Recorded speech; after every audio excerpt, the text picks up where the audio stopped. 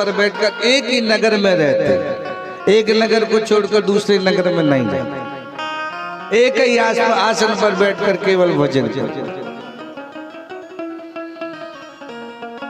साधु लोग आए, आसन बढ़िया बढ़िया आसन डाली, भजन करने के लिए बैठ गए। जो लोग गांव वाले जो सेवा कर रहे थे, नारद जी की माता भी जी, नारद जी को 4 महीने का बेटा है और गोद में लेकर संतों की शरण में पहुंचे। तो क्यों?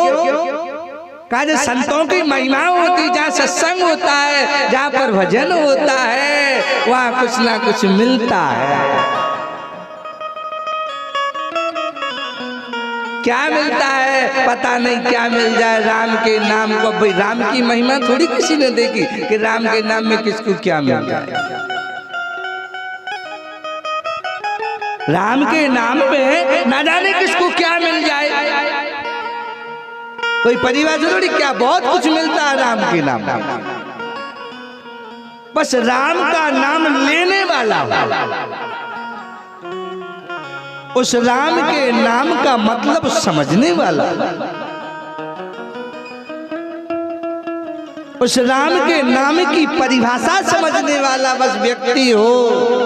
तो जो लोग ये कहते हैं कि राम के नाम में क्या रखा है, कुछ नहीं, राम के नाम में कुछ मिलता नहीं। प्यारे संसार में एक राम ही तो है जो सब कुछ देने वाला है। हम लोग तो सब लेने वाले हैं, देने वाले नहीं। वो राम ही तो है जो सब कुछ दे रहा। अगर वो देने वाला विधाता नहीं होता तो हम लोग कहां से इतने बड़े बड़े आदमी बन जाते।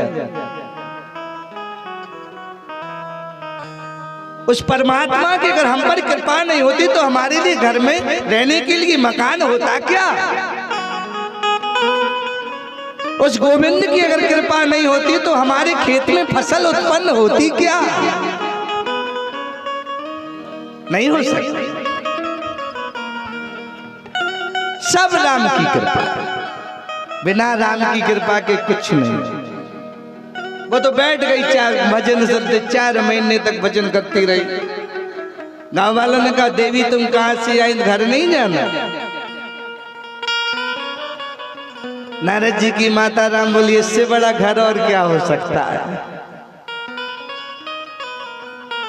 ये सबसे बड़ा घर है जिस घर में संत की महिमा होती हो, जिस घर में संतों के द्वारा भगवान का भजन होता हो, जिस घर में ना भगवान का नाम का संकीर्तन होता हो। इस घर को छोड़कर हम दूसरे घर में कैसे चले जाएं। वहीं रहने लगी, संतों के बीच सेवा करने लगी। और जो नारद जी तो थे वो छोटे से थे, वो भी भगवान की कथा 4 महीने तक सुनते रहे। 8 महीने के हो गए नारद जी। संतों ने देखा बड़ा सुंदर बालक है, बहुत कथा मन से सुनता है, बहुत सेवा इसने की है। एक संत भगवान की नजर पड़ी। संत ने पूछा माते तेरे बेटे का नाम क्या है। देवी बोली मेरे बेटे के भी तक कोई नाम ही नहीं। संत बोले तो एक काम करो, जिसने 4 महीने तक राम की कथा सुनी हो, इसलिए मैं तेरे बेटे का नाम रामदास रख देता। संतों ने नारद जी का नाम रामदास रख दिया। अब रामदास नाम रख दिया। जब देखो जब संत के पीछे, बिल्कुल संत की सेवा में। 4 महीने पूरे होने वाले थे। 4 महीने बाद वो संत लोग सब अब दूसरे गांव में जाने वाले थे। लेकिन जिनकी लगन भगवान से लग जाए, जिनको प्रेम परमात्मा से हो जाए, अब नारद माता को तो छोड़ दिया, रामदास ने इस जननी को तो छोड़ दिया, लेकिन संत को छोड़ने वाला पीछे लग गया संतों को। शादी लोग बोले भाई तू घर जाना, तेरी जननी तेरी माँ तेरे घर में नहीं, मैं तो यही सब कुछ यही सेवा। कहा तू घर क्यों नहीं जाता। कहा मुझे स्वप्न आया है। कौन सा। आज मैं जब सो रहा था मुझे ऐसा लगा तुम मुझे सब लोग सोकर छोड़ने जाने वाले हो। छोड़कर जाने वाले। मोहि निशा जग सोवनहारा, देखऊं स्वप्ने अनेक प्रकार। मैंने स्वप्न देखा है, अनेक प्रकार का स्वप्न। देखो साधु मुझे छोड़कर जाने वाले हैं, मैं यहीं सोता रह जाऊंगा और शायद आप मुझे छोड़कर चले, आप मुझे छोड़कर जाने वाले।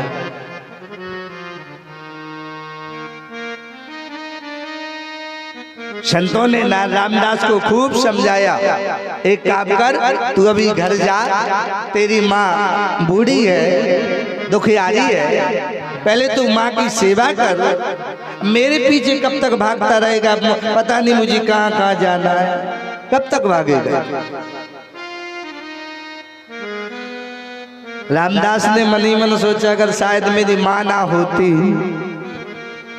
तो शायद मुझे इन संतों के पीछे भगवान के भजन में शायद मेरा मन लग जाता। मेरी माता के कारण मुझे शायद भजन करने के लिए नहीं मिला,